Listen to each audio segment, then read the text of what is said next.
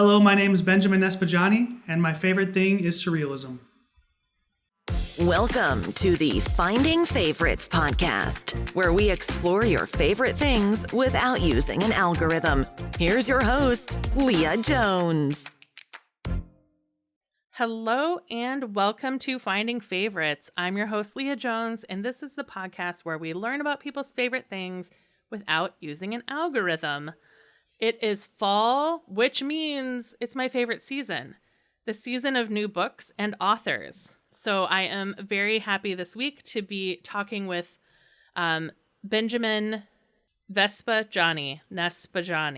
There you go. I'm so happy tonight to be talking with Benjamin Niespodziany ahead of his debut of his full-length collection, No Farther Than the End of the Street, which is releasing with OK Donkey Press in November. Benjamin, how are you doing tonight? Doing all right. Yeah, thank you so much for having me. I'm excited, very nervous and terrified for my book to be out in the world, but I'm also equally as euphoric and kind of giddy to see it out there. So yeah, thank you for having me and chatting with me tonight. Yeah. How long has this book been in the works? Wow. I think at this point, close to 4 years. Yeah, I think the oldest piece in the book is probably 2018. And then a lot of them were written in 2019 and 2020. And then during lockdown, I was really able to kind of sit with all of them and fine tune them and kind of tinker with them and make them all into one kind of cohesive narrative. So quarantine didn't allow for too much free writing because I felt like my brain was mush, but I was really able to kind of look at what I'd already written and work on some edits and really kind of fine tune and stuff. So a lot of great editing practice. So great. Yeah. And this is a book of poetry and microflash that is overall is a story together, or are they of a theme? Yeah, it's all kind of one, I guess, cinematic universe, as the Marvel fans tend to say. Yes. But yeah, the idea of the book is kind of taking a little bit off of inspiration from the movies The Truman Show and from Pleasantville, where it's this kind of artificial container where, you're boxed into this little area. So the whole entirety of the book takes place on one long street. Every poem is either in the front of the person's yard or in the backyard or in their basement or down the street seeing a neighbor, but it never strays further than kind of one neighborhood city block. But each piece it's not necessarily like chapter 1 and then chapter 2 the next day. It's kind of just a scatterbrain fragments and vignettes and little postcards and snapshots of this kind of neighborhood happening. And by the end, you get kind of a 360 idea of what's really going on. So there's a little bit of a narrative arc and a little bit of kind of a thread through line, but it's also kind of sparse and told in short snippets. So yeah, I don't know if it's a poem or microfiction or flash fiction or prose poetry. It's all just kind of everything rolled into one. That's really exciting. So did you realize during lockdown when you started to edit that these were all happening near each other? Or was there a point earlier in the writing process when it came clear to you that all these pieces were related geographically? I think it did happen during lockdown. I think I had kind of so many different drafts and so many different ideas and sketches. So I kind of started clumping everything together either by theme or by surroundings or by tone of voice. So I kind of started realizing, there's a lot of pieces that take place in a house. There's a lot of pieces that take place in a front yard. I have a lot of like faith-based pieces and faith-based poems and weird nuns and priests. So that's kind of on a separate project. I have other ones that feel more like folkloric and woodland and fairy tale style. So that was kind of in a different folio. So these ones all kind of started talking to each other and I realized how they might work. And then once the idea kind of blossomed after having them all together, 2020, 2021, then I started kind of really creating that restraint for myself and that constraint where okay, let's have this be in a front yard.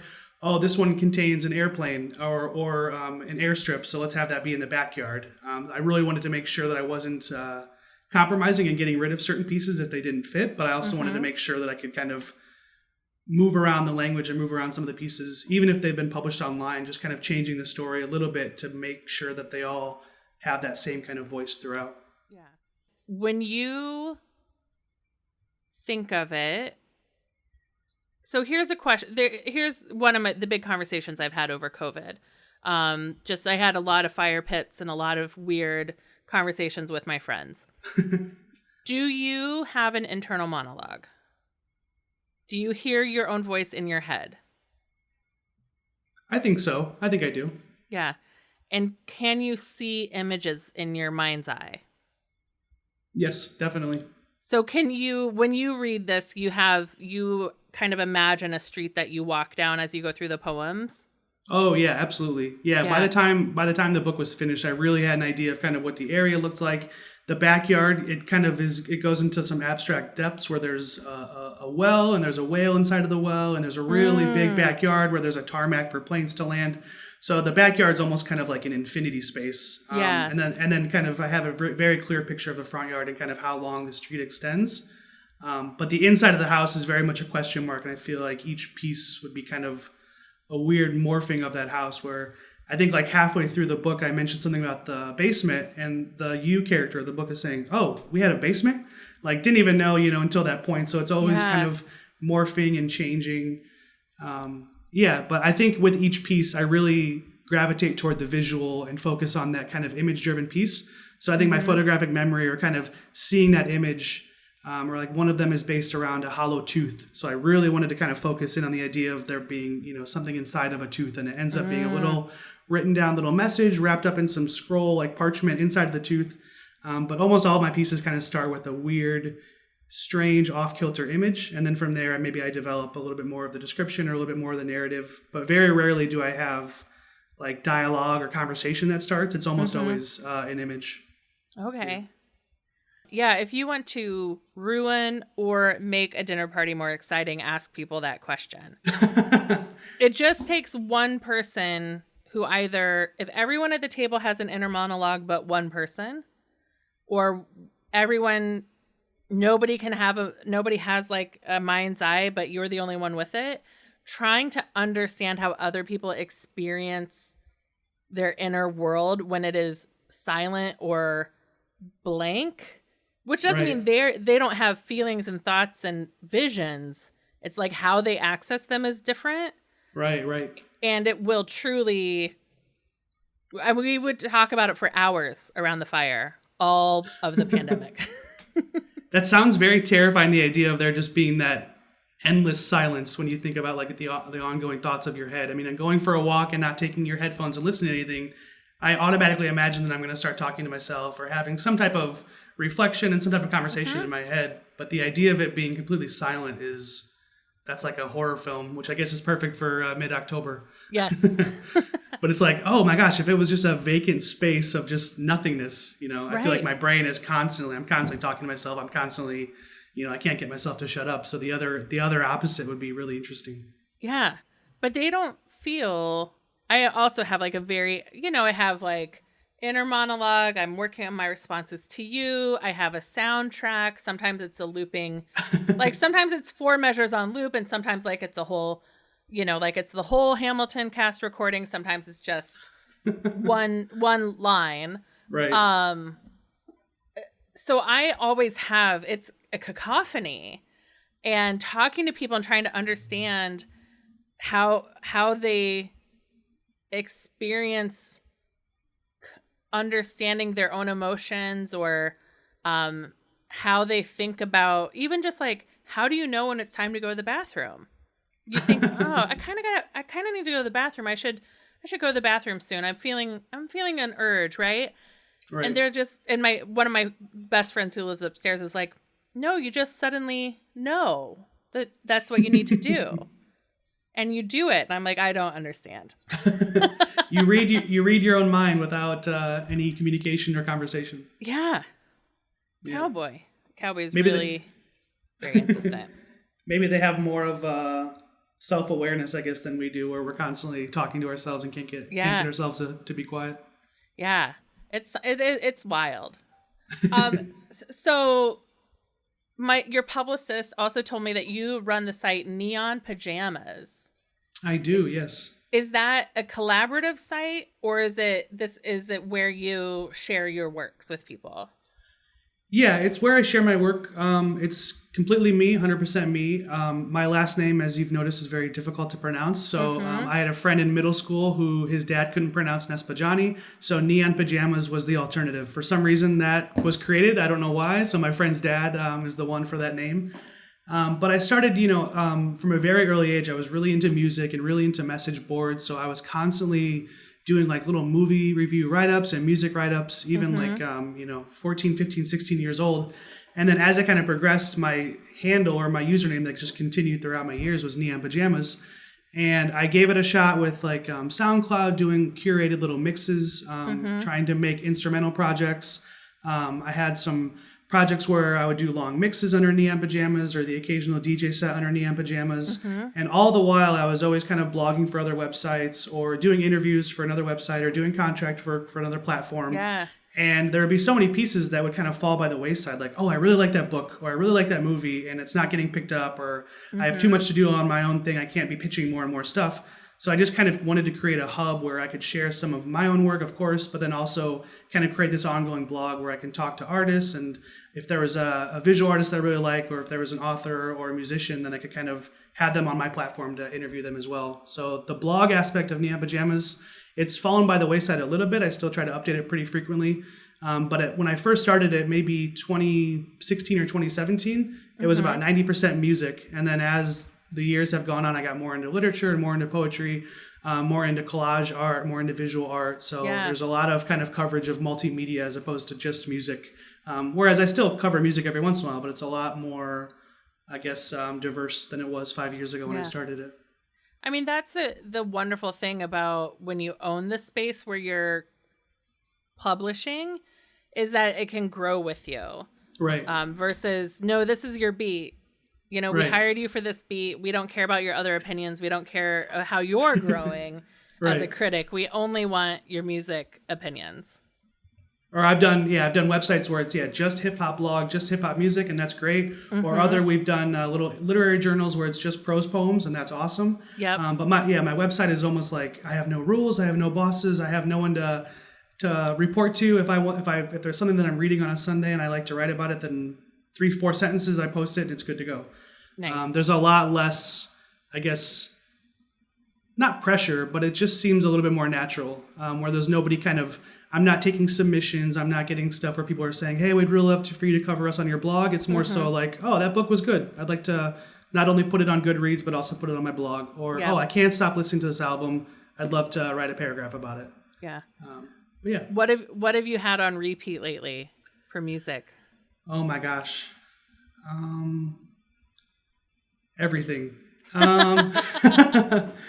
So I really take iTunes and put it all on shuffle. I really like the hip hop space as well as kind of the instrumental hip hop space. So I'm constantly listening to beats in the background, but I'm always looking for something new to listen to and some new projects.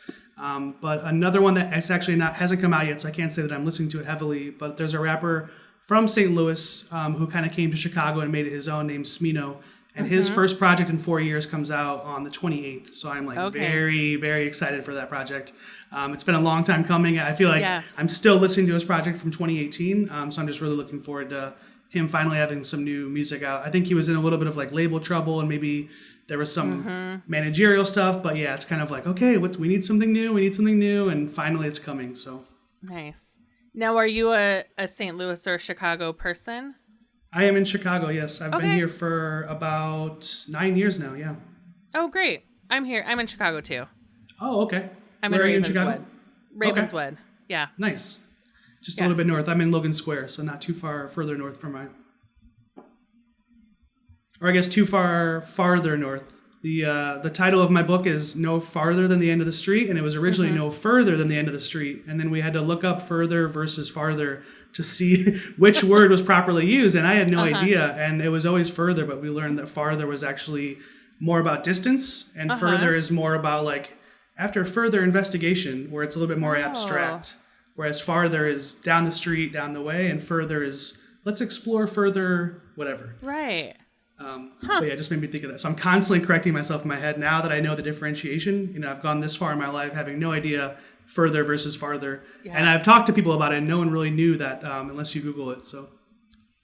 Yeah. And once you say it, you're like, right, there will be no further investigation. But you sort of learn it by using it, but I couldn't have defined it. Exactly. I would have looked at a sentence and have been like, no, I think this one should be farther. And I wouldn't know why. The one I struggle with is fewer and less than. I think less is if you can actually count the items, and fewer is if you cannot count the items. Oh, okay. So fewer would be more of a guess? I think so. Okay. Or it's exactly the opposite. And sometimes I just avoid. I just find a third word altogether. Right. It's like affect and effect. I generally know, but if push comes to shove, I will just find it. I'll use a different word. Right, exactly. It's tricky. But yeah, the whole reason that I kind of had no further than the end of the street, that was the initial title, is that I was using a quote from The Truman Show. And in The Truman Show, let me have it here, they said, "You can't go any further away before you start coming back." So I liked that that quote and that idea that you're kind of stuck in this little loop. You can't really leave the street. But I even downloaded the screenplay to make sure, and they just incorrectly had used further where it should have been farther. But I had it as an epigraph, and I'm like, okay, well, they had it wrong. Do I let them, like, do I acknowledge that there was a typo, or do I just change my title? It was a very very weird little surprise I didn't expect when I first started writing this book. Well, you've brought up The Truman Show, which to me is a great segue. Well, put a pin in that, Leah. When is the book available, and how can people buy it? So the book, thank you. Yes. So the book comes out November 1st, and if you've already done pre-orders or if you pre-purchased it, then it's already getting shipped out. So I guess they're arriving this week. People have already started posting. I've been seeing like photos of people with the book in their hand. It just feels we're talking about surrealism later, but it feels very surreal just to kind of, something that you've spent so much time on in a Word document, or, you get the occasional feedback from a friend, but to have this kind of complete book and you're like, wait a minute, that's in Connecticut right now and some guy's reading it. It's just very strange. In a good way. But so available November 1st through OK Donkey Press, and then it's directly through their website. They have like a big cartel website that you can just buy it directly through them. Amazing. Yeah. And are you going to have any launch events in Chicago or anything? I've thought about it. Yeah, I've thought about maybe doing like a Zoom event and curating and having some friends read. I did a reading on Sunday that wasn't related to the book, but just reading with some friends. And then this upcoming Wednesday, which I guess is tomorrow, I'm doing an in-person reading at Easy Does It, which is a wine bar in Logan Square. I've never been there before. And I had a friend that just was like, hey, we're doing an open mic. We can write your name down, if you want to just read for 5 minutes. So I'm trying to do like little things like this, but I haven't had an official like quote unquote book launch or, reading event. But I had another friend that read his book front to back on YouTube Live. So I thought that could kind of be an interesting thing. Maybe just set a nice little ambiance in my backyard, have a nice drink, just go through the book, and then maybe post it a few weeks after the release. Yeah. So thinking about maybe doing that, but nothing solidified yet.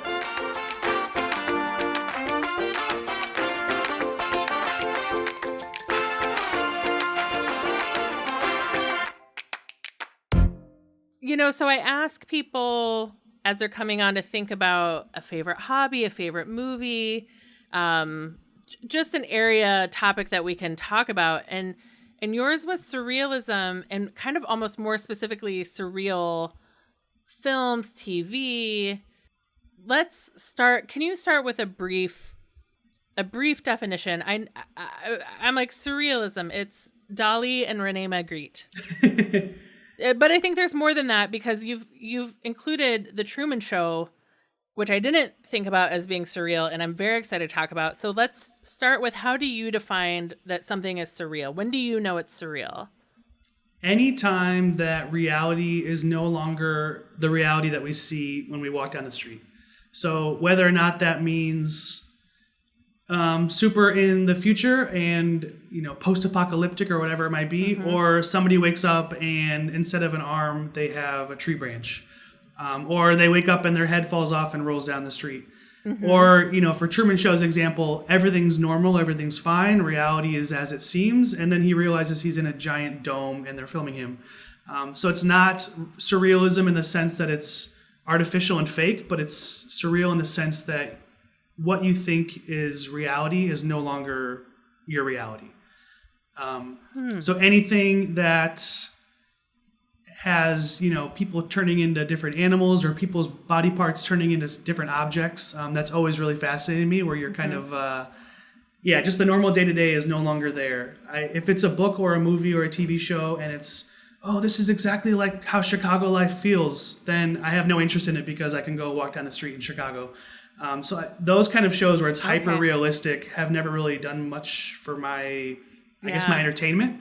But once I start to see like, this person's in a dream, or this person is really in this crazy rabbit hole of this weird investigation, or whatever it might be, a David Lynch film, for example, or Dali, who you mentioned, where these clocks are melting, that whole idea where something could always be a little bit off and a little bit strange, and your comfort level is not there, and you're kind of turning the corner expecting something more weird to happen. That's like, I'm hooked, I'm on the edge of my seat, I'm really interested.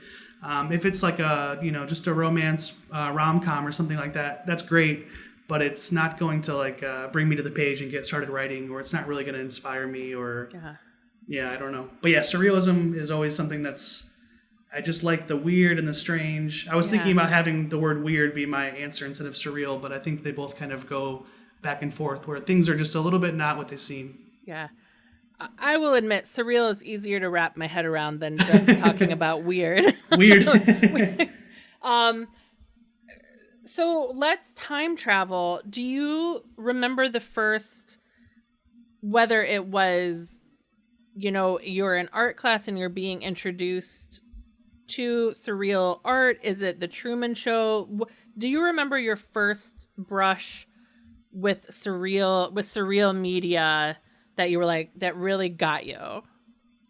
Instantly, I'm thinking James and the Giant Peach by Roald Dahl. Yes. I remember reading that book, and I remember that I think that was the first time that I can remember where I read a book and then I went and saw the movie. And it was the first time in my life where I'm watching the movie and I'm thinking, that's not what the book did. This is different. And for the first time, I'm like finally, analyzing an adaptation. I remember being really interested in that. But the overall idea, just the idea of a giant peach and there being a bunch of people living inside of it, that's surrealism at its finest. All of those movies, Matilda, BFG, when I was a child, those Roald Dahl movies and those books were just huge. Willy Wonka, all that stuff, It never even occurred. I read all of those. I grew up on Roald Dahl. It never occurred to me that those were surreal. But they are. Absolutely. Yeah. If you looked out your window right now and saw a giant peach rolling down the street and a bunch of talking bugs living inside, you'd think to yourself, hey, that's not my normal reality. It's not normal. Right. It's either a Roald Dahl invasion or a Richard Scarry invasion, either of which I want to investigate. Right. Yeah. But those Roald Dahl books are great examples of surrealism. And then I think when it was turned into a movie, I think it was the production company that had done Edward my brain's saying, my brain was saying Nightmare on Elm Street, but it's Christmas. What's the Christmas one? Oh, Nightmare Before Christmas. Nightmare Before Christmas. Right, yes. right. Tim Burton. Yeah, Edward Scissorhands, exactly. Oh, I guess Edward Scissorhands would be surreal also. absolutely. Yeah, because it's so highly stylized, and he has scissors for hands. Right. Yeah, and it's set in this it's such a beautifully styled movie. Right. Yeah. It's like perfect pastels and kind of soft colors, and then just this strange gothic man cutting hedge clippers with his hands. Yeah. But yeah, I do think that a large part of surrealism, at least in the narratives and the books that I kind of gravitate toward, is that rarely is the main character or rarely are the central figures recognizing this as being strange. So it's not like, oh my gosh, there's a giant thing rolling down the hill. There's a giant peach. It's not, there's no way that could happen. They're thinking, oh, there's a weird peach. This will probably be on the news. Or someone wakes up and their arm is a tree stump. They're not saying there's no way, this is impossible, I'm dreaming. They're saying, oh my gosh, how can I fix this? So the kind of acknowledgement of the strange is often not there. You're often just accepting what's happening as reality and trying to either solve it or fix it or embrace it. But a lot of these shows and movies where surrealism is really well done, it's almost like the surrealist element is seen as normal through the person's perspective. And then it's the audience that's saying, oh my gosh, this is so weird. But the main character on a show like Atlanta, for example, is saying, this is perfectly normal. This is maybe weird and I might be dreaming, but this is very much reality. And how do I get out of the situation, or how do I, monetize off this, or whatever the episode might be about. So with that lens, is Metamorphosis by Kafka surreal or not? Because he knows right away something's wrong, and he's trying, right? He doesn't want to be turning into a cockroach. Right. But it's definitely surrealism, because there's no way that could ever actually happen. Or maybe, years and years in the future if they get some weird science labs. But yeah, I think the calling, often they at least in like some of the prose poetry workshops I've done and some of the stuff where I've worked with other writers, they often encourage you to not draw too much attention to the surreal element, because you're kind of overemphasizing it and then it loses its magic. Okay. But I think with his example, it's such a shocking morning after reveal that you have to kind of panic and freak out. So it's a great attention getter, but for the rest of the time, that's the reality and he has to accept it. Yeah. But yeah, it's kind of a fine middle ground between like calling too much attention to it and freaking out, or acting like it's perfectly normal and seeing how the reader responds. Yeah. So I want to talk about Truman Show, which maybe I've only seen once in the theater. Like, I don't know. It was kind of before reality TV existed. Yep. Really existed. Truman Show, for people who haven't seen it yet. Spoilers. We're entering spoiler country. 24 years after the release date. Yeah. Whatever it is. Yeah. Is the Truman Show, did you get to see it in the theaters, or is it something you rented or you saw on TV for the first time? Yeah, I saw it in theaters. I remember seeing the commercial when I was 10 years old when the movie came out, 1998. If anyone doesn't know when the movie came out, so I was 10 years old, and I remember thinking that Jim Carrey was just the funniest person on earth. I really liked Dumb and Dumber at the time. I loved The Mask. I loved Ace Ventura. I thought he was just hysterical. And then for anyone that's seen The Truman Show, it's not that kind of comedy. It's a little bit darker. Right. It's a little bit more surreal as we're talking. And he just plays a little bit more of a straight role character where he's not going off the rocker and doing crazy stuff. He's much more this domestic, almost like a Stepford wife, but for a guy, where he's just kind of going through the motions of this monotony and trying to escape. All the while, he thinks everything's perfectly normal. He's just kind of down and out on his luck in suburbia. But all the while, he's inside of this giant man-made dome, and every single waking moment that or even when he's sleeping, every single moment is being filmed, and people at home are able to watch him sleep or watch him go to a restaurant or watch him talk to his friends. It's 24/7 reality TV of the life of Truman.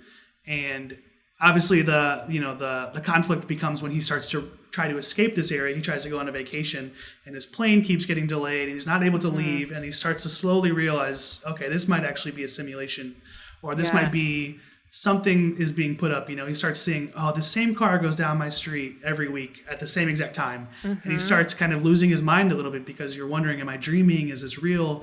And that's where the surrealism kind of seeps in, because everything's perfectly fine. You're walking down the street, the neighborhood's normal. But under the surface, it's a complete production. It's a complete Hollywood setup.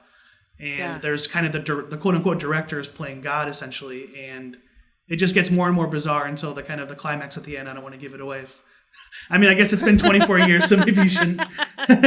But he does kind of reach the limits of this quote unquote set, where he thought it was his, this is his whole world. He was born here. He knows nothing else besides this set. And it's maybe the size of maybe like a city block, or not a city block, but maybe the size of a city. Yeah. And but literally every other person is an actor, knows they're an actor. Exactly. Yes. That's comes a good point. And goes, right? Right. So they're encouraging him, like, oh, you don't need to take a trip, just stay here. Or, his wife is really getting him to change the flight so that he never actually realizes that they can't leave because you're in a dome. But everyone's in on it. They know their roles. They know when they're supposed to be in the cafe. They know when his schedule is to be at work, so they have to be acting. Yeah, it's everyone's in on it, but Jim Carrey's character. Yeah. So a book, there's an author I reference a lot in this podcast, and that's Jasper Fforde. Have you ever read his books? I have not, no.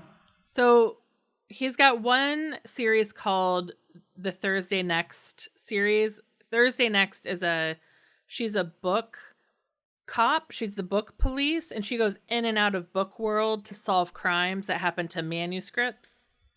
So the original book, the first book in the series, is called The Eyre Affair. The manuscript of Jane Eyre has been stolen, and whatever edits are made to the manuscript impact all copies of Jane Eyre on the planet. Wow. But also, in book world, all characters live in the library. The Cheshire Cat is the librarian. And when your book is not being read, you can do whatever you want in book world. But as soon as someone gets to your page, you've got to be in the book. Oh, wow. And so if you have a really popular book and you're really famous, then you're constantly working? Yes. Okay. Yeah. But if your book hasn't been read in 20 years, like you're, a nosy you're, neighbor. Quote unquote retired. Yeah. You're a nosy neighbor. Or you're at risk of being recycled into a new book. Oh. Okay. Right? Like a reboot. Yeah. But I'm going to have to rewatch The Truman Show because one, right, I saw it in 1998 and never revisited it. Reality TV, live streaming, what has gone from being very difficult. Like we watched reality TV and Real World in those early seasons because that was the only way you could access that sort of information. Right. But now everyone has a tiny computer that can live stream in their pocket, and access to people's created realities has shifted so much since 98. Very true. Yeah. Yeah, I think at the time the only shows that were really kind of getting off the ground running were Survivor and Big Brother. I think those were the only reality shows that were really, I don't even know what year those started, but they had to have been around the same time. Mm-hmm. And then I know that when The Truman Show came out, around the same time was a Matthew McConaughey movie called Ed TV. And that one I haven't seen since theaters. So that one, my remembrance of it is very minimal. But I know it was very similar. I think with that one, he knew what he was getting into, so he signed up to be filmed 24/7. Okay. And then obviously things get out of hand. He decides he regrets it. He doesn't want to be on TV all the time. But he kind of sells his soul to these reality television stations. Mm-hmm. But yeah, The Truman Show and Ed TV, I think they were kind of ahead of their time, but they were trying to hop on the bandwagon of the Big Brother / Survivor / reality TV kind of coming into the mainstream for the first time. Right. So is Truman Show, is that a comfort watch for you? Is that one you revisit regularly? I revisited it for the first time in college, and then I think I've seen it once or twice since. But okay. I really like the screenplay. I've downloaded the screenplay. I've read through the screenplay. I just really like the idea of creating a constraint and boxing yourself in, and then seeing what you can do in this area. Yeah. So oftentimes I'll open a blank page and try to do a writing session, and I just get so overwhelmed by all the possibilities. Or, okay, I don't even know what I'm going to write about today because there's so much that I can cover. Yeah. So I kind of started thinking to myself, okay, what if this is only on one street? Or what if this is just, I have another manuscript in progress where everything is on stage and I tried to only have 2 or 3 props and 2 or 3 characters. So it's like once my brain can acknowledge that I only have a few objects, I only have a few characters, then I can kind of run wild with those options as opposed to being like, well, I should have 5,000 characters and there's 10,000 objects and let's write about all these different things. It's like, okay, let's just have a guy and a girl, a baseball bat on the stage with a gallon of water and a piñata, and we're going to see what happens. It's like once I kind of box myself in like that, I can really run wild. And I think The Truman Show is a great example of that because it's doing the exact same thing where you're in this little suburbia, you can't leave, and here's all the possibilities. The Truman Show is one of the 2 epigraphs at the beginning of my book, and Pleasantville is the other one, which also came out in 1998. And it's also the same idea where you're trapped in a television series, but you can't leave. And once you try to go back further beyond the main street, it just loops you right back to the beginning of the street. Because you're trapped in this old-fashioned sitcom, they have no idea what the outside world is. So there's Main Street, there's the school, there's the police officer and the department, and that's it. So they kind of box themselves in. And I really like the idea of working with the constraint and not running wild and having this whole giant universe and just kind of saying, okay, let's just focus on this hyper little area and then nothing more so I don't get too overwhelmed. And in Pleasantville, is it like, I'm trying to, because again, saw it in the theater. Same. Is it that everything's in black and white and one person gets in and they're in color, and that's like they're from outside of TV and they're in color, or is it reverse? It is Reese Witherspoon and whoever the first Spider-Man was, I forget his name. Tobey Maguire. Yep. So they come from the outside world into this television, into black and white sitcom TV, and they're in black and white. Everything's in black and white. The entire show is in black and white. But as soon as these two outside characters start calling attention to how they're in a TV show and start calling attention to the beauty beyond this little boxed-in space, then the color starts to form. So I think one of the more iconic scenes is that everything's black and white and a girl is blowing bubble gum and it's pink. Or someone finally has red lipstick because they found love and they're so used to just being this kind of one-sided character within the sitcom. Right. And then as the show progresses, I think by the end it's almost entirely in color because everyone is quote-unquote woke. Because they've kind of been shown the way and they've been realizing that it's more than just this one black and white street with the same lines and the same character and the same repetition. Yeah. But yeah, that's one that I haven't seen since theaters. I should probably watch that one again because I remember thinking that it was so strange and so interesting even back then. And then that was one where I re-downloaded the screenplay and I was reading it, but I haven't actually seen the movie since '98. Yeah.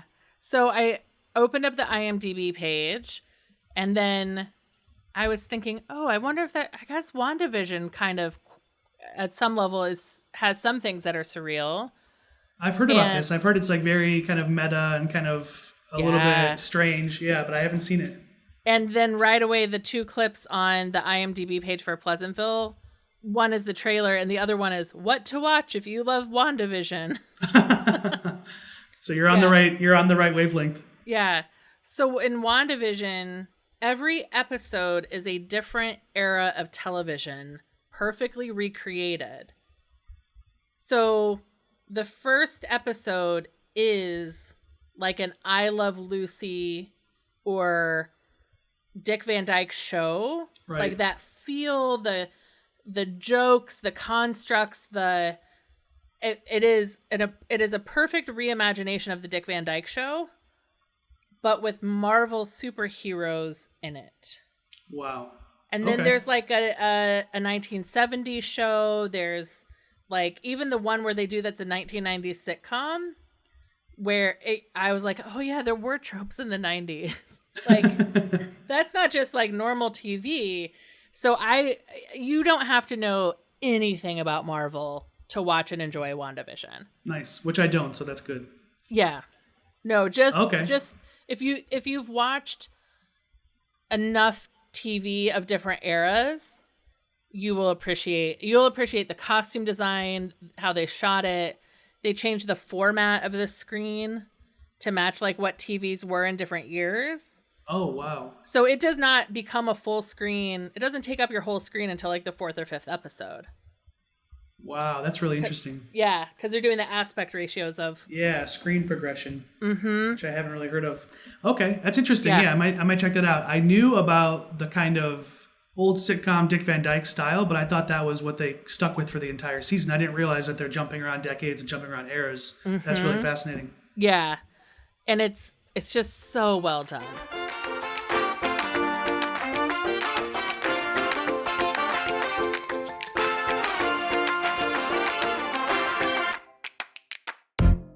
So all I know about Atlanta, again, spoiler country. That's fine. I know he's the Childish Gambino, and Donald Glover. Donald Glover is his actor name. That's his name, right? So he's an actor. He popped on Community. Right. He's a rapper. And then I just know that Atlanta is his TV show. Right. But now you're telling me it's surreal. So I think, one, very obviously surreal. I have to watch it, but tell me more. So the show begins with Donald Glover's character kind of finding out that his cousin is becoming a big rapper. And he kind of... is struggling with money and struggling financially, so he tries to pitch it that he could be his manager. So normal narrative, normal setup, right? Yeah. And it's just kind of Donald coming out of his slump and trying to get his finances back while helping out his cousin. But from that initial setup, everything is just a little bit off. Every episode, there's always some element where you're like, wait a minute, is this a dream sequence?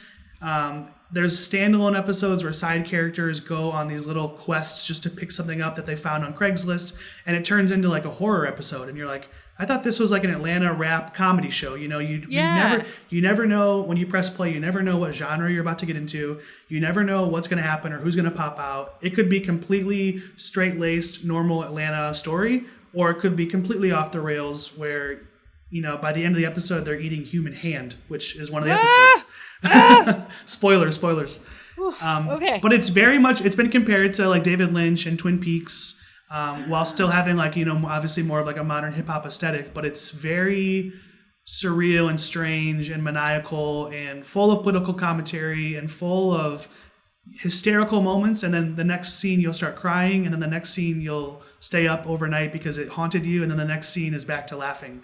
So I've never seen anything like that on television where, you watch an episode and you're like, did I just get done watching a movie? Like, that was perfect.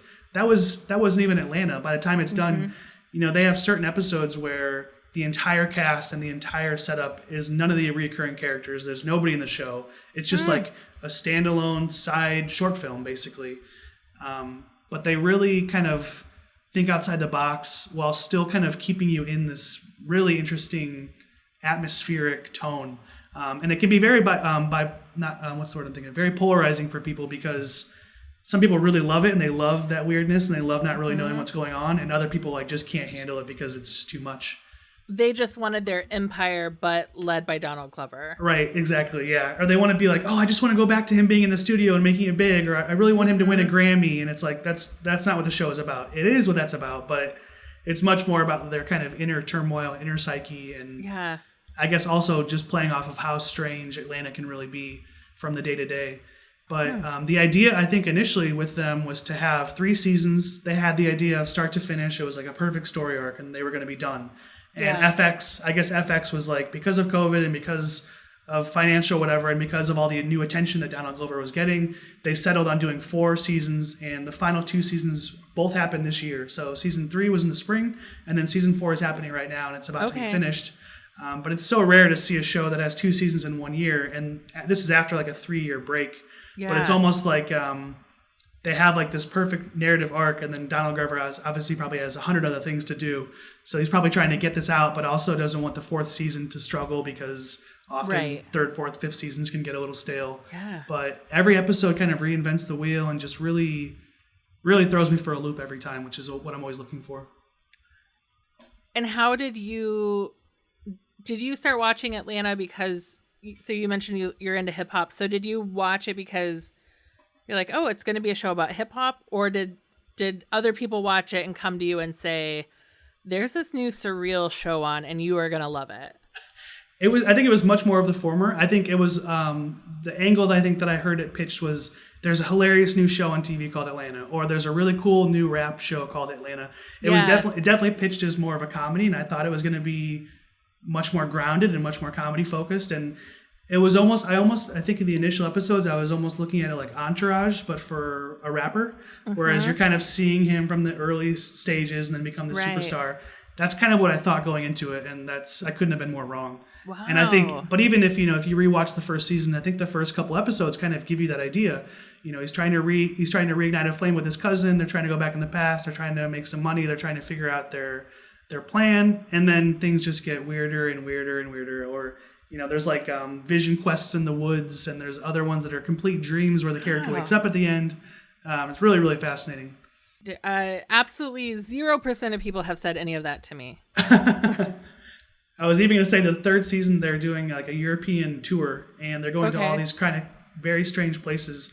And there's one episode that almost feels like watching Midsummer, where there's this kind of weird European cult murder tradition. And you're like, where is this episode going? This is not in with the story arc at all. It just throws you for a loop every time, which is wonderful. Wow. Atlanta, 100 out of 10. 10 thumbs up. Now, what about... So the 3 surreal TV shows you listed were Atlanta, Maniac, and Perpetual Grace Limited, LTD. Right. I've heard of Perpetual Grace, but I've never heard of Maniac, and I don't think I know anything about Perpetual Grace. So what tell me a little bit about these shows. So I think Maniac actually ties in perfectly to WandaVision that you were talking about, where it was just a one-off season. It was kind of pitched as a mini-series on Netflix, and it's with Emma Stone and Jonah Hill. And they start to, I guess they're both kind of struggling, trying to get their lives together. So they sign up for this dream, survey, I guess, where they kind of monitor your dreams. That's all they really know. And they're just trying to make some extra money. So they don't really know each other in the real world, but there starts to be some type of spark. And as they're sitting next to each other in these kind of like dream pods, they're like tied up and they're monitored and all this stuff. There's some type of haywire situation and their setups start to mingle together. So every single episode is a new dream sequence, but where they're trying to monitor Jonah Hill's dreams and Emma Stone's dreams, they're jumping into each other's dreams and talking to each other and falling in love while they're in their dreams. And then they're coming out of it and they're so distraught because it's so strange. And then every episode kind of takes you deeper into those dreams. And it could be like a Miami Vice style 1980s episode in their dreams, or it could be a bank robbery. Every episode kind of has a new genre and a new style. And yeah, it's just one season. So they kind of knew going into it. It wasn't canceled or anything. It was just almost like a mini series, but really, really surreal, very dreamy, very strange, and also pretty funny as well. I just feel like I'm in an episode of Pop-Up Video where I'm like, this thing you liked was surreal. This thing, like the movie Lobster, that's surrealism, right? That's definitely surreal. Absolutely. Okay. Yeah, that's a great example. Not just a rom-com. No. But when you were talking about WandaVision, I was like, that sounds just like Maniac. Yeah, where each episode kind of has a new aesthetic and a new style. I don't think Maniac definitely doesn't go full on where they're messing with the ratios for the cameras and they're not going completely crazy. But in one of the dreams, like Jonah Hill has a mullet and he's wearing like a football jersey and he looks like he's straight out of the 80s. So there's stuff like that where he's like, but he's kind of like calling attention to it. Like, what is going on? Where am I? What's this new dream? Yeah. It's really fascinating. Definitely one worth checking out. It should still be on Netflix, I think. I'm sure. Well, I'm never sure about anything, but hopefully it'll still be there.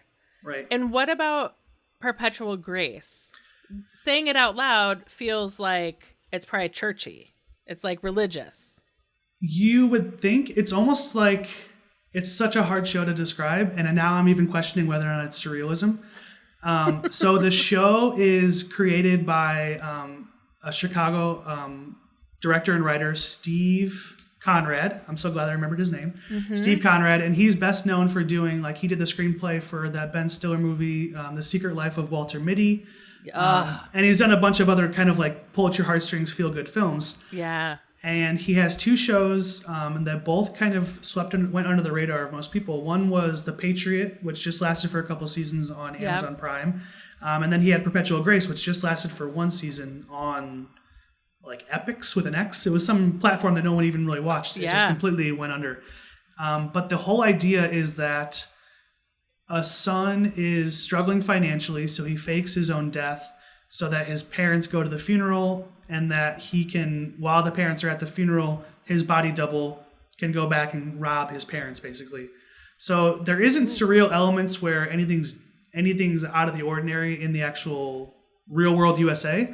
But what they're doing and the mind games that they're playing and the way that the story goes, it all just feels very like it's equally poetic and equally like a little bit just off kilter. Like the quotes are very like lyrical and abstract, and no one would really talk like that. And every character just kind of is like this stoic meta Western character. It's such a weird show. It's really hard to explain, but I think because it was so obscure, it just lasted for one season. But Ben Kingsley is absolutely wonderful on the show. Yeah. And it's just like a really, really dark humor. And it's just, it's a show that nothing I've seen is like that. It's like a Western mystery, dark comedy, surrealist. Yeah, it's bizarre. So they're on Wikipedia, which is the arbiter of all things surreal. They say it's an American neo-noir thriller. Ooh, okay. Definitely neo-noir. It definitely has that kind of, that LA Confidential Dick Tracy style, but you're out in like the Nevada desert or New Mexico desert, wherever it's filmed. Yeah, that is, I mean, I guess from the title, my assumption was going to be kind of more along the lines of Upload, where it's how do you have perpetual grace? So like, where does your soul go? How can you guarantee your soul goes somewhere that it has perpetual grace? But that sounds would be like you just wrote your own surrealist TV show. But it would be like the Office. It would be like a kind of in the Office or Parks and Rec sort of style, like a straight to camera mockumentary about the place where you go to register for your perpetual grace. Oh, okay. Almost like a DMV type place. Right. But yeah, I was looking up Stephen Conrad's filmography right now. So he did The Secret Life of Walter Mitty, which is obviously huge, and then The Pursuit of Happiness with Will Smith, which obviously, if you watch that movie, by the end you're bawling your eyes out. And then the Nick Cage film The Weatherman is another one. So he just has a lot of really strong, quirky movies, and then it seems like with that income and with that money, he kind of has these little side projects or his own TV shows. And they never really last too long, but they're just stunning and really beautiful and just unlike anything you really see on TV or film. I heard about The Patriot a lot during kind of peak quarantine. Okay. Jason Mantzoukas and Paul Scheer would talk about it a lot on How Did This Get Made? Like they both really super got into it and were just trying to beg anyone to watch it to try and get a third season. Yeah, I would praise that show just as much as Perpetual Grace. I think it's a little bit less surreal and a little bit more down to earth, but it's absolutely hysterical. It's so weird and so funny. And it's one of those shows where every single character, you just want to hug them and tell them like everything's fine and you're wonderful. Whereas I feel like there's so many shows where I'm watching, I'm like, I hate all of these characters. Why am I still watching? There's no one to cheer for. There's no one to like, But with Stephen Conrad's show, Perpetual Grace, the same way, you're like, I love every single character. He gives these personalities, and there's like an added warmth that really isn't there too often in TV.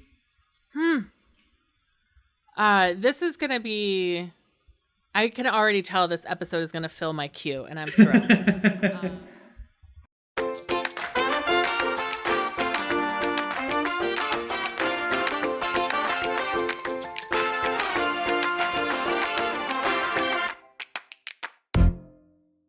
Let's talk about surreal books for a minute, because also here you've got a list of authors that are not.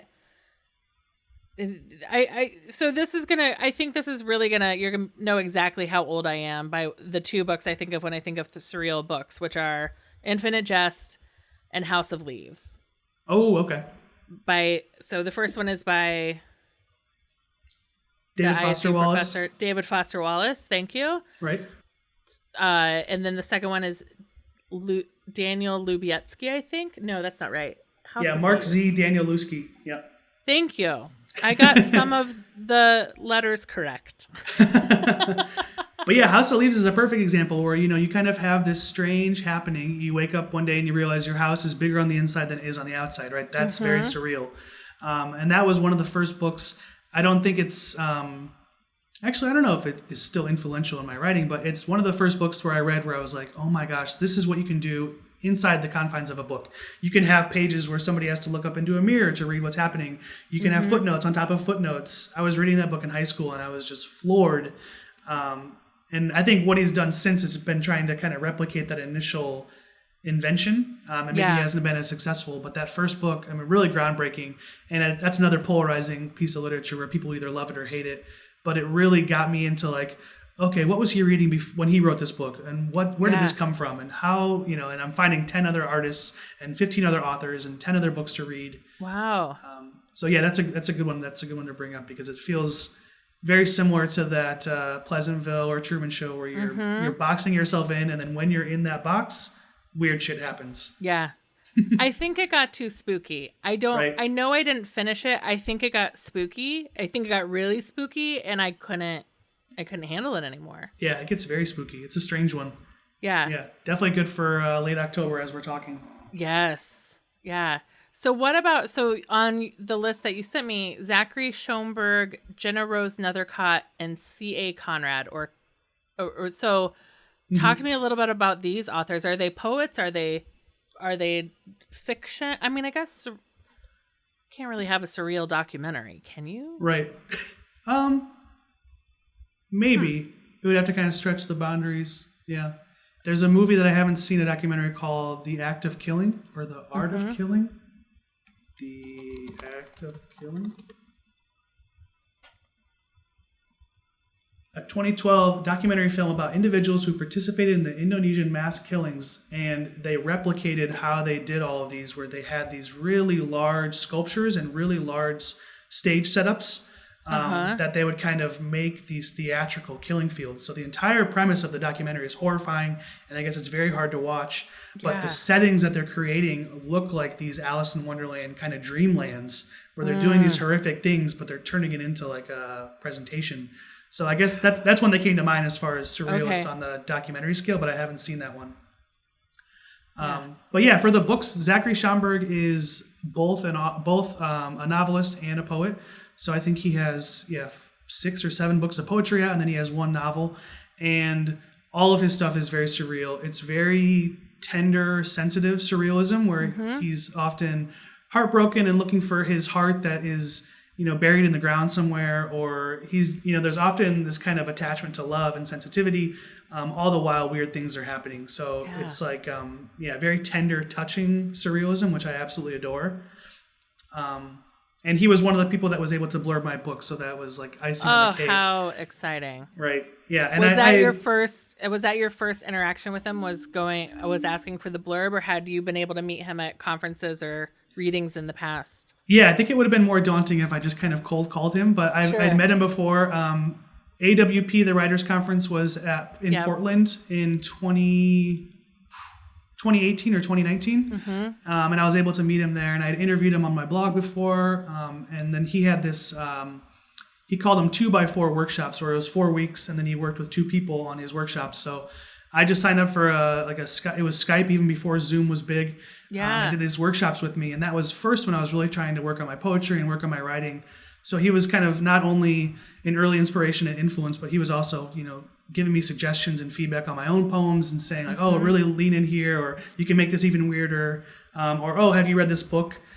So a lot of the poems that were written in this book, No Farther Than the End of the Street, were kind of early in conversation with Zach Schomburg's poetry, and he was also kind of helping me out along the way as well. Oh, that's wonderful. Huge influence, huge inspiration. Yeah. And actually, if you don't mind, I wouldn't mind reading the very first poem from his book. Oh, that would be wonderful. It's called Scary No Scary. He has so many books, but Scary No Scary I thought would be good for October vibes. Yeah. Very short. You'll return to your childhood home after a lifetime away to find it abandoned. Its red paint will be completely weathered. It will have a significant westward lean. There will be a hole in its roof that bats fly out of.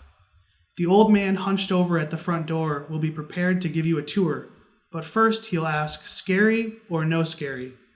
You should say no scary.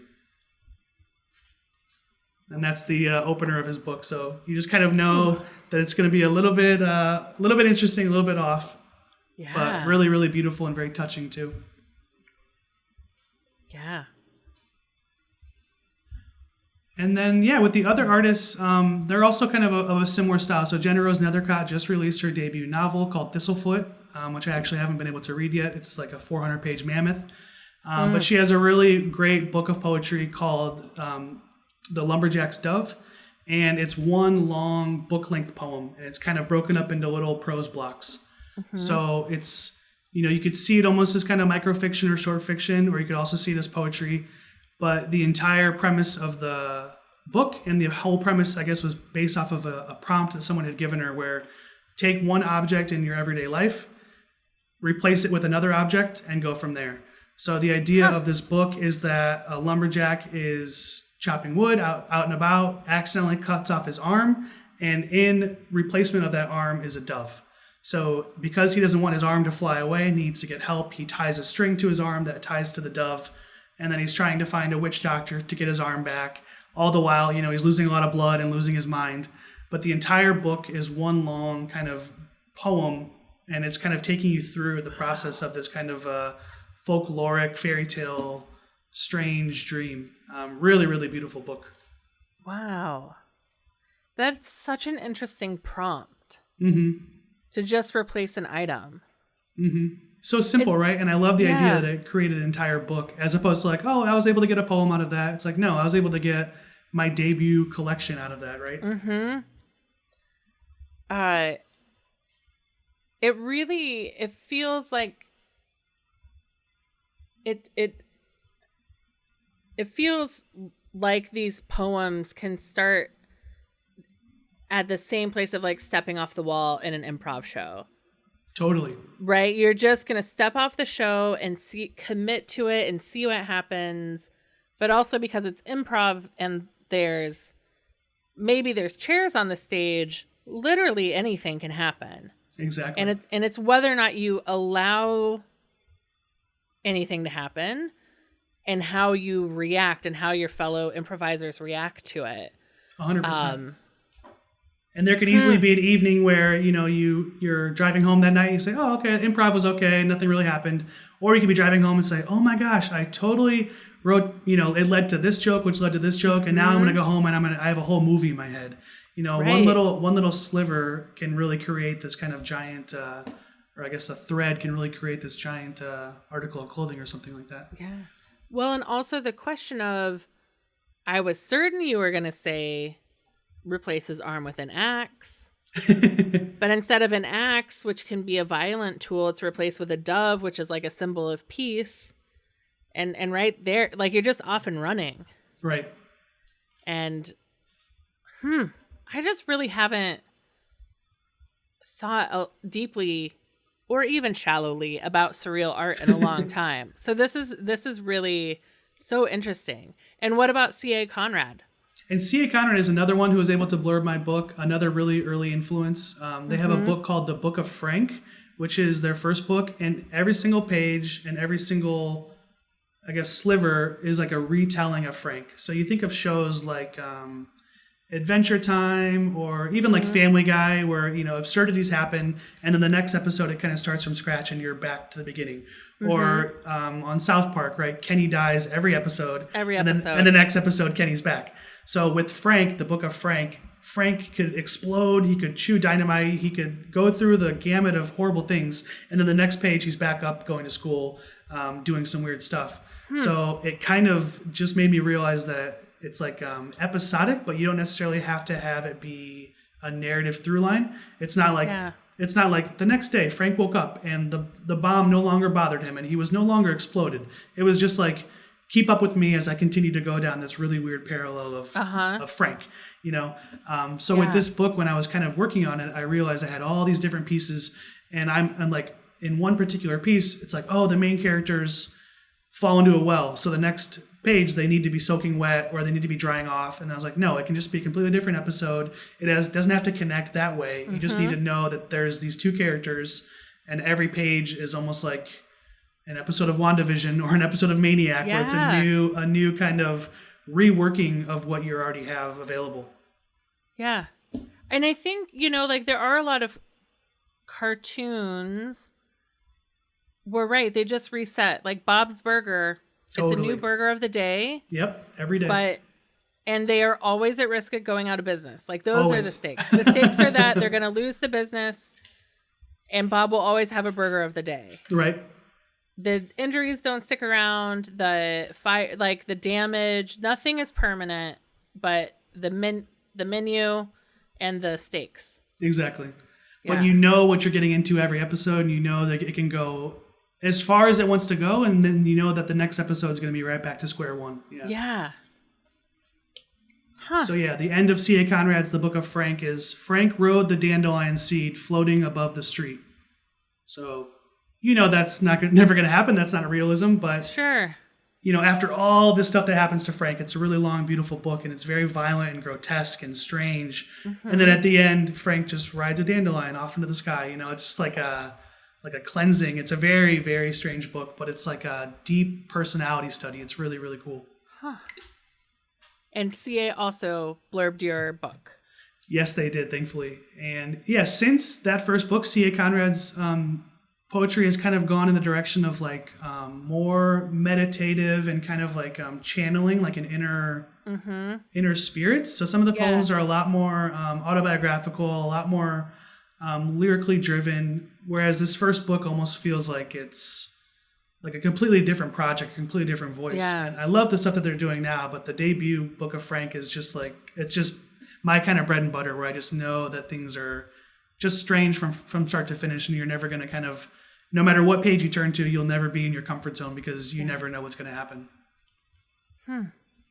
Can I ask, did you study writing in like college or get an MFA, or are you a self-studied, self-taught poet and writer? I guess a mixture of both. I went to Butler University for my undergrad in Indianapolis. Oh, Indianapolis. Yep, Indianapolis. I'm Indiana born and raised, so my parents are from like right outside Notre Dame area. Okay, I'm from Terre Haute. Oh, okay. Yeah. The which is mainly Crossroads known of America. I was gonna say Terre Haute's mainly known for the high security prison, right? Yep. That shows your age. I was thinking of like the Oklahoma City bomber. I think he was in at the Terre Haute. Timothy McVeigh was executed in Terre Haute. Yeah. Right. Terrible. But it's where Larry Bird played college ball. Oh, okay. And where the Coke bottle was invented. Oh, okay. Putting it on the map for better things than Oklahoma City. There's also a Steve Martin had a long running fight with Terre Haute, like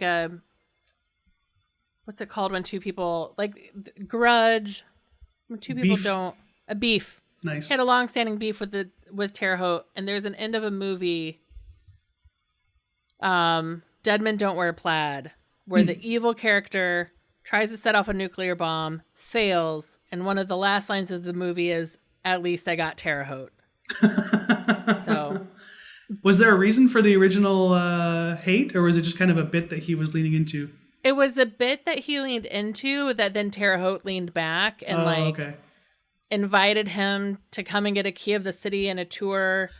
So then maybe The Jerk premiered in Terre Haute at the Indiana Theater. So it was like an escalating bit where when Vigo County had a better sense of humor. Nice. Before the prison. That's too funny. Before the prison. So you're from the region. I am, yes. Yeah, so I went to undergrad at Butler, and I studied journalism and Spanish as my double majors, and then I had my minor in English. So I always knew that I liked to write. I just never knew like what direction I was really going to go. Yeah. And the idea of an English major felt very daunting. So I was like, okay, I'll do journalism, and there's at least newspapers and magazines, right? I've never worked for a newspaper in my life, so that didn't really pay off. There used to be. Yes. Yeah, there used to be. But yeah, right after college, then I went to Ecuador for 2 years for Peace Corps, and I was just a community volunteer. I was helping out at a local library, always reading and writing the entire time that I was there. And then when I came back to the States, I really just wanted to do music journalism and focus on Chicago's hip hop scene and focus on the music. So that's when I really got into kind of blogging and writing and blog posts. But never during any of this was I thinking surrealism and creative writing. And then I was working all along when I got back to Chicago at the University of Chicago's library.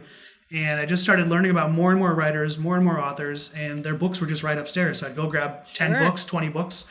And my own self-taught education, because I was in that environment where everyone's learning and everyone's studying, and I felt like I needed to be doing something else as well. I was able to discover all these new artists and all these new authors. Zachary Schomburg, for example, Richard Brodigan, for example, who has really short, very tiny little poems, and there isn't really an ending, and it just kind of stops. And I'm reading them, and I'm thinking, I can do that. Oh my gosh, I can try and do that. It doesn't need to be a 400-page best-selling novel. I can write these little sparse flash fictions. You know, I was just kind of opening my ideas to all my possibilities, as opposed to just like, oh, I can't write a book that's 400 pages and it has to have the same story, and I don't have the attention span for that. Where it's like, oh wait, I can write 2 paragraphs, and then tomorrow I can write something completely different, and it doesn't have to be connected. So no MFAs, nothing like that, nothing further, but a lot of Zoom readings I've tuned in on, a lot of little online workshops, and I'm constantly either in conversation with other writers or sending poems back and forth or finding out about a new book that I just checked out. So there's constantly kind of that need to be self-educated. And as soon as I find out about one author, I want to read 10 other ones. So there's always kind of like just a giant stack of books of new people that I might find out about. Huh.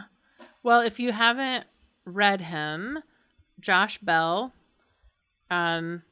he's got 2 books of poetry out, one called Alamo Theory and one called No Planets Strike. Okay. He's from Terre Haute. Oh, wow. And growing up, he had like the best Star Wars collection. But he's a professor and a poet, and one of these days I'm going to get him on the podcast, or my mom will ask his mom and she'll pass along the note or something. Is he still is he still in the Midwest? No, I think he teaches at like an Ivy League school out east. Oh, okay. Yeah. So he's a big shot. Yeah. Yeah. He's a big shot, but he shares a name with like that famous violin player, Josh Bell. Oh, okay. He's not like Yo-Yo Ma famous, but he's a famous violin player. So he's often, I think for a while, his website might have been like Josh Bell, not the violin player. I was going to say, what's more of an obscure passion and hobby or more of a more obscure career to have, either being a well-known violinist or a well-known poet? I feel like both of them, like you really have to know the scene to know any violinist, and you really have to know your poetry to know any other poets. To know any other poet. Exactly. Yeah. It's like, oh man, I'd be more well-known if this violinist wasn't around. That's pretty good. Whereas there's probably like a baseball player named Josh Bell as well. That's like 10 times more I'm sure. I'm sure. There's a track runner. There's a bunch of when I first got on the internet, there were only 2 Leah Joneses on the internet. And now there's a lot of them, and they're all high school athletes. So my Google alerts are like, the winning pitcher, Leah Jones. I'm like, not me. Running hurdles. No. Podcast extraordinaire. There we go. Okay. Yes. Yes, that is the goal. Nice.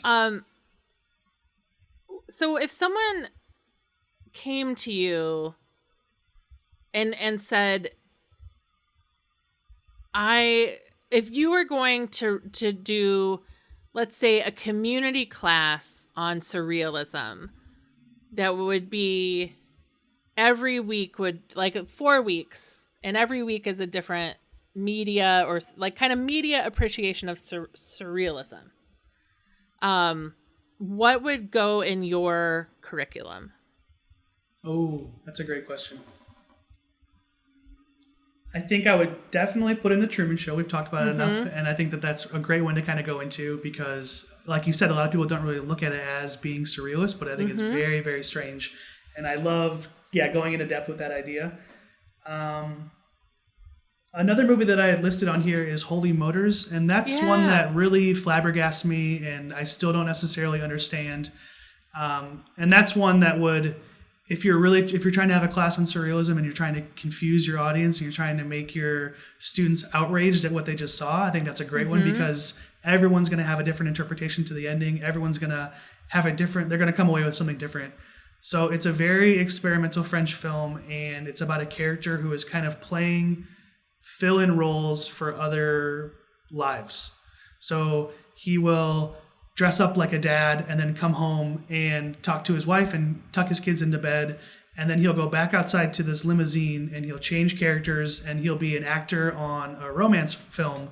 And then he'll do that. And then he'll go back into his limo and change characters. And then he'll be a chauffeur. You know, he's kind of like playing all these different roles, but every single life that he walks into is either unaware of what's going on or there's already like a prearranged agreement and that's not really discussed. I guess it's very similar in tone to The Lobster, where it's like so deadpan and so serious, but what you're watching is so strange that you're like, what the hell is going on? So that Holy Motors is completely off the walls, bonkers, very strange movie, but really it's almost like told up in little sparse short films because every time he gets out of the limousine to do another job, it's like its own little side story. So it's really interesting. But that would be one, if I had a 4-week class, I would put that one, I think, as the final of the class, just to kind of have a really heavy mic drop for kind of like, I'm going to leave you with this, maybe not even open it for a discussion, right?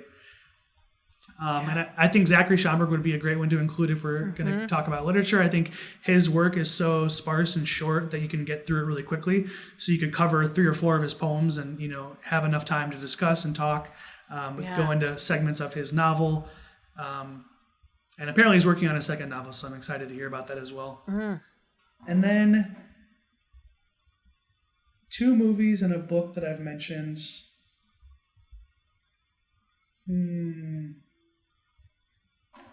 then I think, I mentioned here Leonora Carrington for artists. Yeah. And I think we haven't really discussed much of the surrealism behind visual art. And by no means am I educated in fine art or anything like that. But her work is very, very strange and very dreamy. She writes beautiful short stories as well.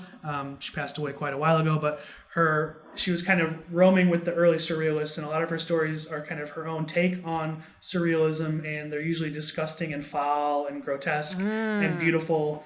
But all the while she's doing these paintings that are accompanying her works or paintings off on the side.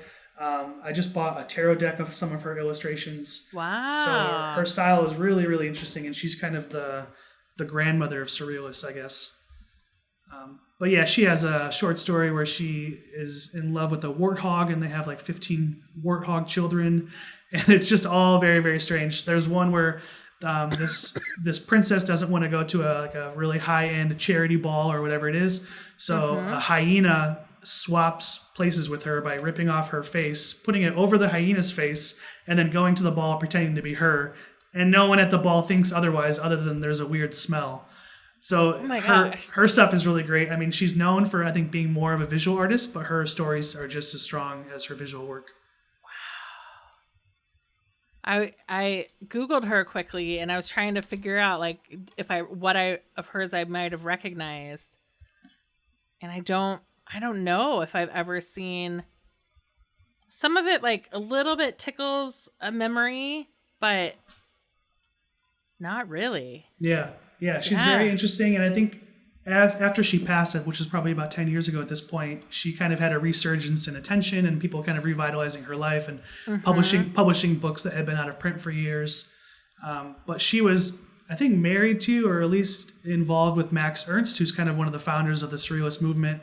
I think her stuff is miles ahead of what he was doing, but he kind of got all the credit for the early Surrealist movement, and she was kind of seen as that's just Max Ernst's partner. It's but 100 years later, it's she was providing such stronger imagination, and she was bringing so much more to the table in the Surrealist movement, and that now I feel like people are talking more about her than maybe they were with Max Ernst. Yeah. Yeah, there needs to be a biopic or something about her life, because she traveled all over the world. She went from rags to riches, back to rags, back to riches. Really, really interesting person. You can't really talk about surrealism without Leonora Carrington. Yeah. That's a solid 4-week class. Right. And as long as you participate, you get an A. Yeah. Because every answer is open to interpretation, right? Yeah. Well, I really appreciate that you brought, other than the Truman Show in Atlanta, all new films, TV, artists, writers, people, nothing I have ever been exposed to. Awesome. I love that. And that there are, Salvador Dali had a film that involved cutting an eyeball. And I'm going to say that turned me off from ever wanting to see anything identified as a surreal film, because that is just seared on my brain. Right. Yeah, and I think I think with surrealism, there's always kind of that hesitancy or that warning where it's okay, this could go grotesque and graphic, and even some body horror films where, someone gets infected and they're turning into a bug or whatever, that's a great example of surrealism. But yeah, some of those Dali films are a little bit too close to seeing is this real? Did he actually cut that eye in half, Yeah. So I really appreciate that. It also is, I'm sure there's plenty written about the difference between surrealism and magical realism. When you look at Latin American authors. Absolutely. But this has just been a delight, Benjamin. I've really enjoyed getting to know you. Awesome. Yeah. Thank you so much for having me on the show and talking to me for a while about kind of my love of all things weird and all things entertainment. Yeah. I was trying to think of one particular item to bring as my favorite. And I was like, if I just talk about surrealism, I can talk for hours. I was trying not to box myself in. That's a good plan. It's a good plan. Yeah. Also, the things that didn't make the list won't be upset with you. Right. Which is sometimes people have a hard time picking their favorite because they're like, well, but the thing that I don't pick will be upset. And I'm like, I promise you, mostly the hobby you didn't pick doesn't know you didn't pick it. Yeah, it'll be just unless fine. It does. Right. In which case I apologize.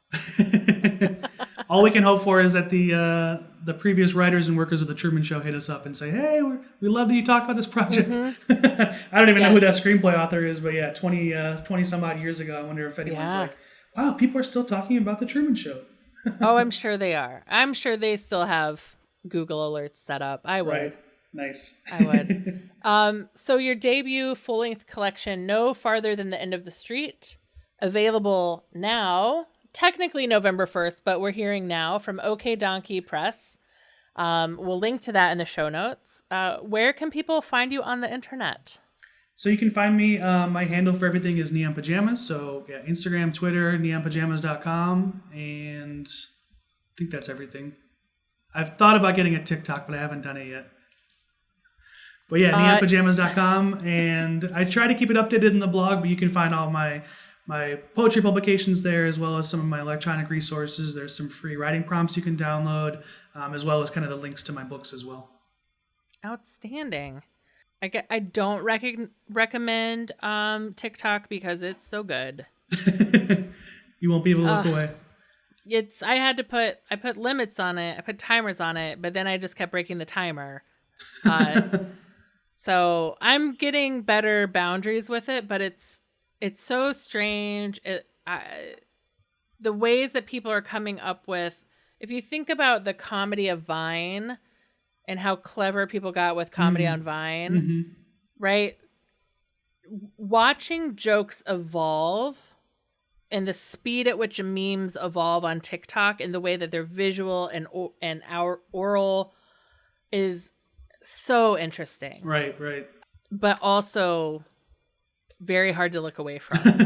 Very entertaining, but very time consuming. Yes. Yeah. Great. Well, Benjamin, this has been great. You can follow Finding Favorites. Appreciate if you, it's not smash that subscribe button. That's what you do on YouTube. But subscribe, download, tell your friends, tell your families, tell your enemies.